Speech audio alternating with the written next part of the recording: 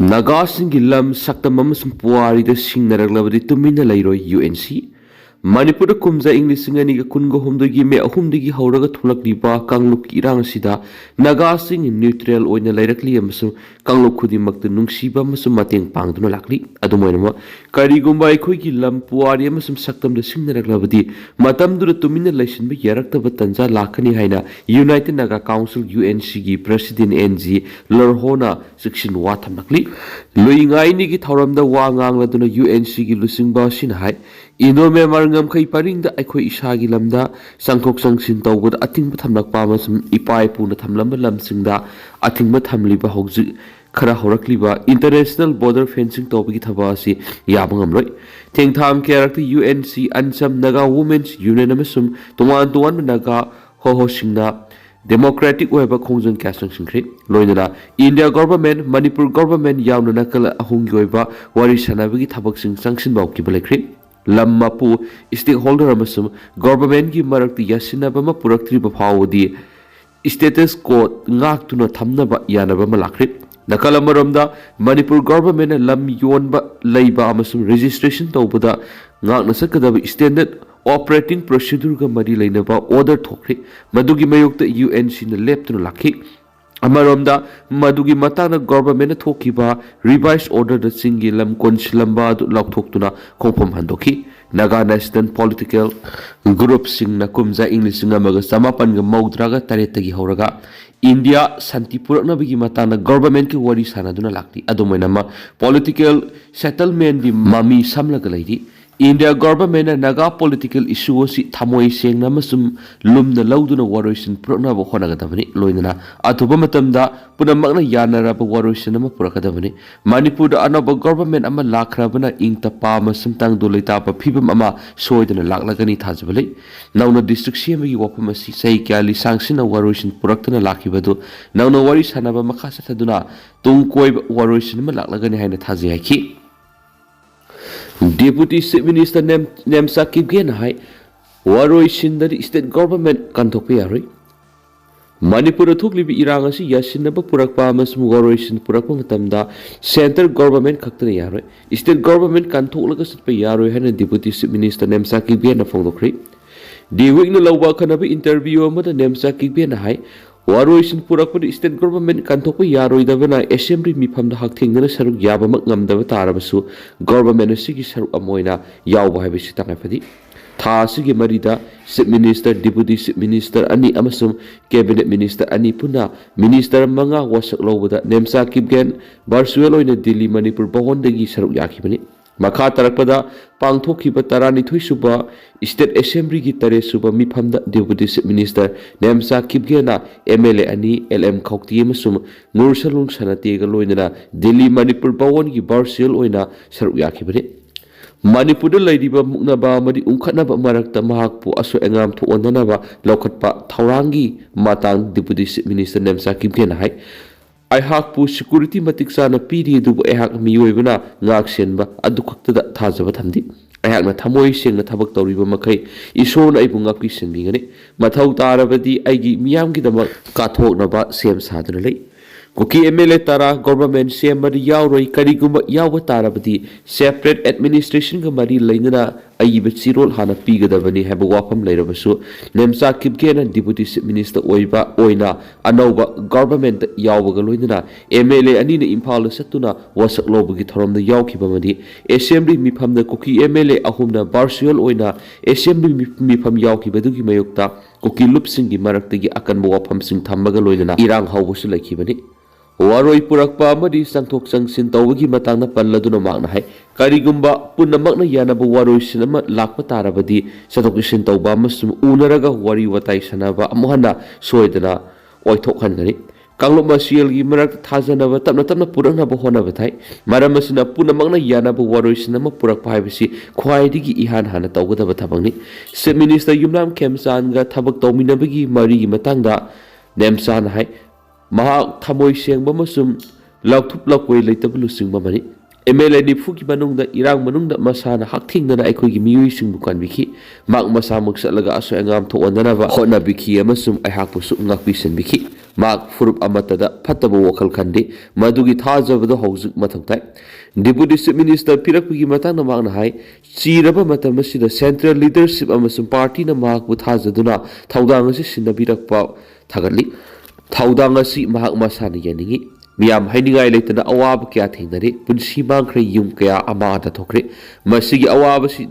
nathai yaroi haina su Deputy Chief Minister na phongdokhi matam asida hanagi phibam amukhana sagatpa si infrastructure khaktana yaroi miyam marakta thajanaba ikai khumnaba ngakpa mathau tai amadi asokpasing asi hana taisinaba tai haina palladuna masamak nupi amu oiriba nemsa kibgena hai nupi singna khunai sigi yanglen saruni nupi lusingbi ama oina nupi amasum angang singna nangliba awaba ma khangi loinana government makoi kholau singadu khangan patai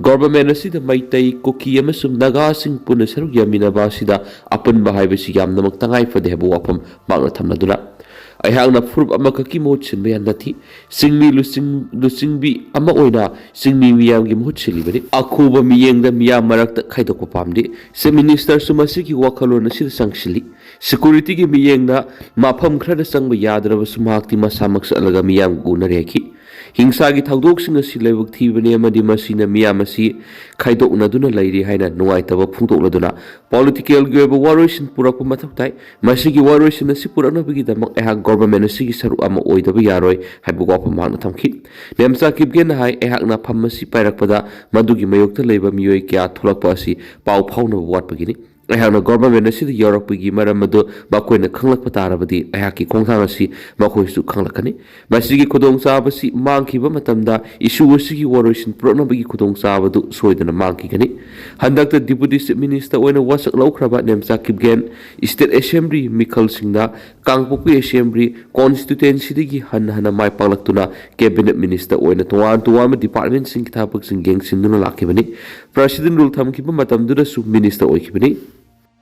Gaza da Israel gi air strike ta miyoi taraga mathui sikri Gaza strip ki tuwan mafam singda numaijung numita Israel na sathaba air strike singda yamdrabada Palestinian taramathui sikri haina Palestinians officials singna phongdokri Palestinians militant group Hamas na ceasefire thugaibagi dama air strike singda sathabani haina Israel gi military na haidi Gaza gi medic singna haidi lanjenaba imung sing leiba 10 and Compartment amadi Israel na sathakpa air strike amadi yamdrabada miyoi mari sikhi kha thangba saruk Khan Yunis da atopa air strike ta miyoi manga amasum awang thangba saruk ta atopa miyoi ama nongmaina kappada sikhi haina health officials na phongdoki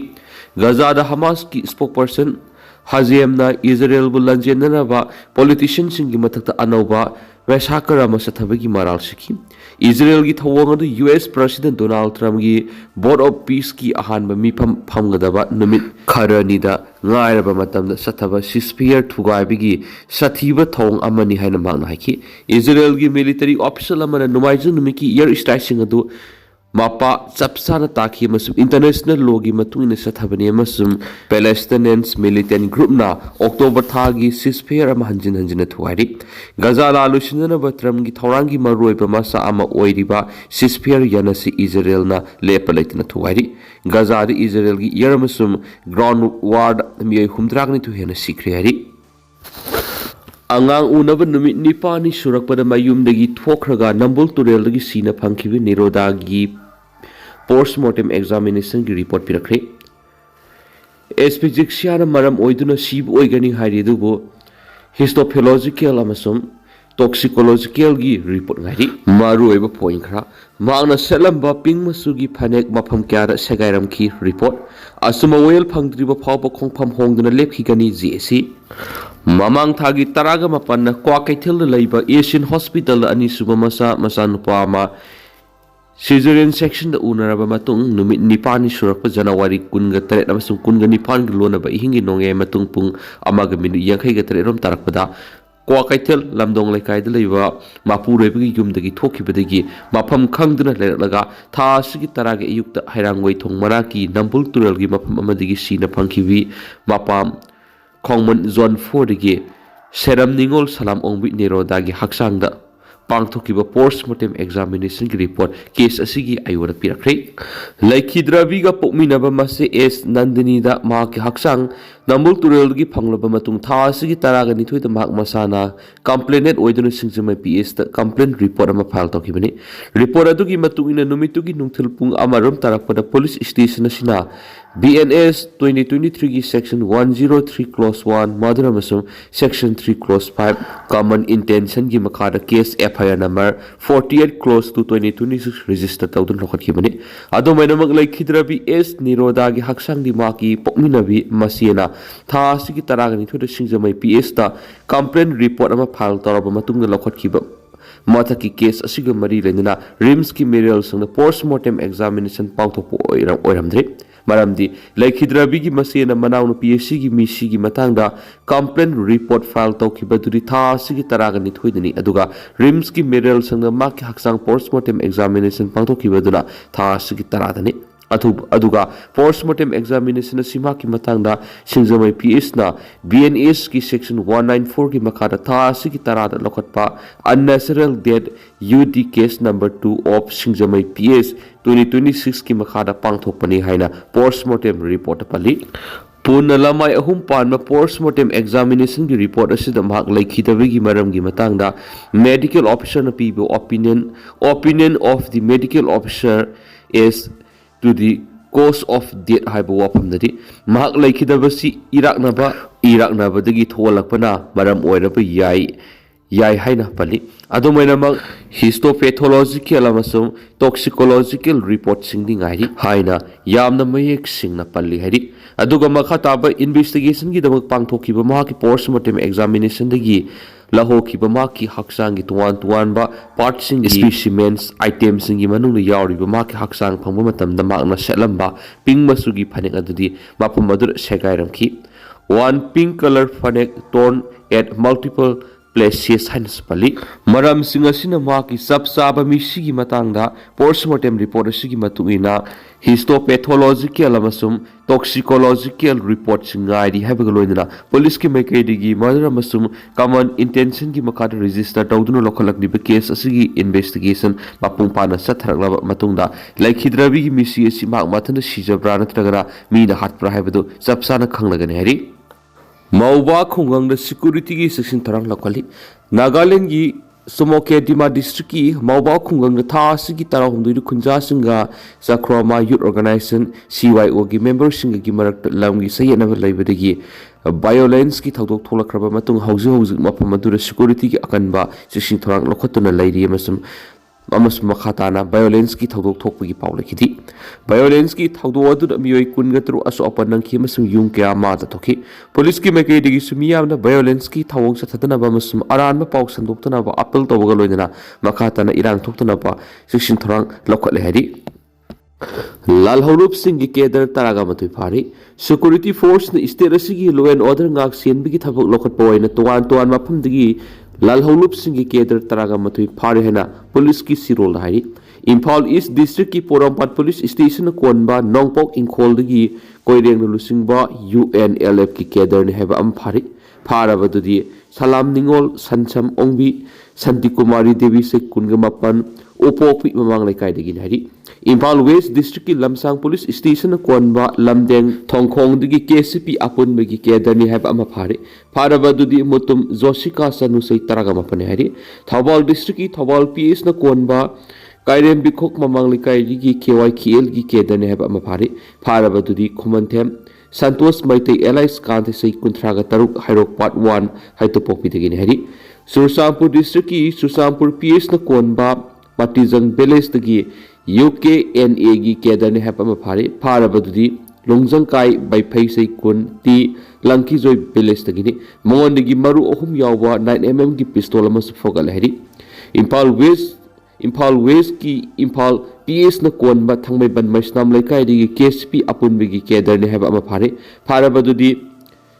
खेटिक्स खोंगबम सै तरागा मपने हरी Imphal east की मफम अनिदगी प्रीपाक प्रोगी केदरनी हैबा अनि फारे फारबसिंग अदुरी सोरक हाइबम रंजित सिंगा से निफुगम मथोय साइडल मखा लेकाय हौजिंगना खाबम सोमब्रै खोंग the लेबने अमदी इंगुदम इंगोसा सिंगा सै यांखै Saijang makha lekaidagini mangondagi maru manga yawba point 32 gi pistol ama lup asigi visiting card taras fogal hari Tengnopal district ki Mori PS no konba Sunrise Ground Gate number 2 amadi Thawal district ki Pesi Khudong PLA gi kedar ne haba Zabanal ama yauna mari phari Parabadudi akoizam sakhen bi sei kungo homdoi khoizuman mayai lekaidagini Wairopam Sanahal Maiti say Nifugataro, Yeripok Koirom Laikai Amati, Sub-Stal Lieutenant Mayang Kiran Allies Santi say Nifugatred, Okong Sang Mayalekai de Ginhadi. Sina Limayum Numit Mangani Manuna Sang Zarakadavani KCP PWZ, Refugee Cookie Singi, Langi Sighting Sainagi Sapuna Kanglai Kunai Supam Nompam Kang the Lady Seraxida, Selgi the Kanglagi Nupisina, Masa Yontoki Danavamadi. Kanglai Paki Nupi Sung Awang Batak Pukana Honari Seraxida, Masagi Sadong Yon Batanatana, Mio Kiagi, Kaikam Naba Manghaliwe, Impal West District Langtapal Kunza Awang Lakaidigi, Sina Limayum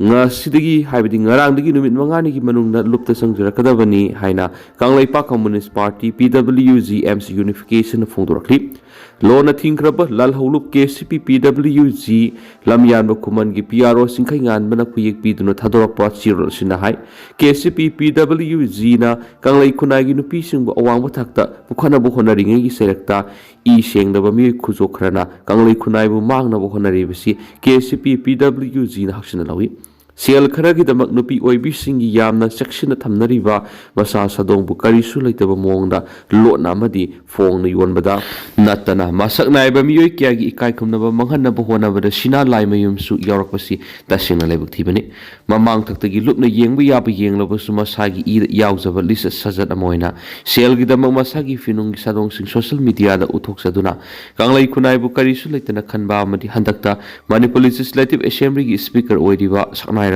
Politician Amada Aranba Oida Bukudam Sangdam Pibungam Taudu Amaga Mari Lainana, social media viral Oirakiba, Shina Limium Ashidigi, Numit Mangani Manunda, Lupta Sangjara Kadavan Hanesu Paus to Makatari.